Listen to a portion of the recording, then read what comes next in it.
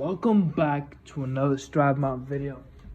Today we're talking about, first of all, did you see the amount of heat I just brought in? I'm rocking 10% battery on my iPhone while recording this. I'm playing a dangerous game today. That being said, we're talking about false breakouts and how to trade them. So, kicking it old school, we got the pen, paper, markers in this case, and we're gonna do some little artsy stuff. That being said, what exactly is a false breakout? How do we trade them? And how do we become profitable in it? Now, the audio is gonna be a little weird. This is, again, it's off my iPhone, and let's get into it. So, let's say we have a nice chart over here.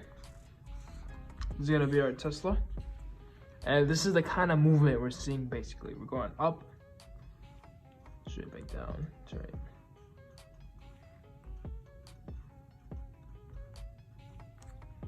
All right, so we see a nice resistance around this level over here. Let's say this is our 800 Tesla, whatever it is. So how do we trade this? And what happens during a false breakout type of situation? So for those of you who don't know, for the technical guys out there, this is what we call an ascending triangle, where we got the resistance over there, followed by the higher lows as we make our way upwards for that breakout.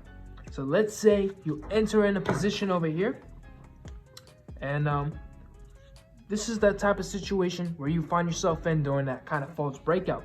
What happens is you see the chart, the stars are aligned, and basically during the breakout, you enter your trade in, you get that nice spike up, but what ends up happening is... Done Pete. Hey, bro. What? Oh my God! the stock goes back down. You end up losing some money before you end up selling, right? And then you're wondering to yourself, what just happened? All right? And I'm gonna tell you what exactly happened. And the main thing when it comes to false breakouts is the volume.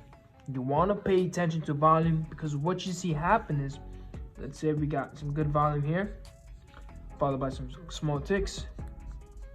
All right, so, and as we make our way to the breakout level, right, once we're about to break out, there's no volume, right? We gain small volume. However, we do still see that spike.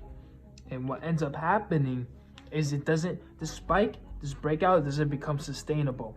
So a lot of traders over here end up selling their positions, they take some profit, and then we go straight back down.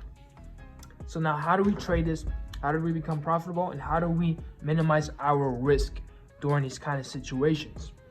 And basically what I like to do is have 2 stop losses, which is halfway throughout the breakout, and 1 below the resistance that fully takes me out of the trade. So I'm doing about 50% out over here, and then completely 100% I'll be out at this stop loss over here. So 2 stop losses. You can mitigate this depending on your risk, how you want to go about it.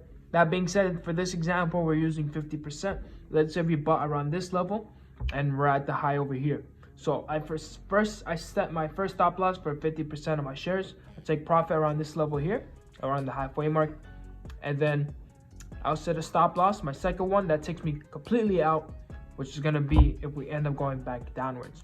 Now, the reason why I don't set this at the resistance where we began that breakout is because what we see sometimes happen is basically a retest before we make higher highs, before we make that advancement. So what happens with the stock is we get the nice bounce upwards, we don't see the volume, and now we're thinking, okay, it might go down. So what ends up happening, we get stopped out. We take 50% of that profit around this level, while losing 50% of our position that goes out.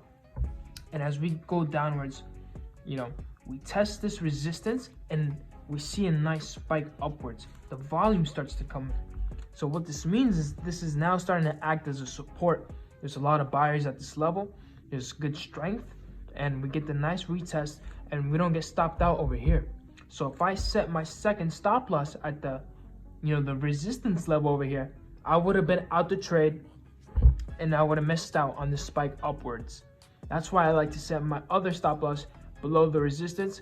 So just in case we get this retest, you know, I'm still in the position and I can add more to my position if I want to. Or else I'll just end up most likely breaking even around this level if we continue downwards. So this is what kind of ends up happening, is we can have that breakout where we go upwards, followed by a retest on a resistance before we make the next advancement. Or we get that false breakout. As you guys can see, we go upwards and then we go straight back down, and then we end up just stopping out. So that concludes today's videos. If you guys see any type of value in these kind of videos, please drop a like, a sub, a comment. Helps out the channel. That being said, let me know down below if you want to see more of these kind of videos, paper to pen sort of things. I know it could be a hand model. That being said, have a good one.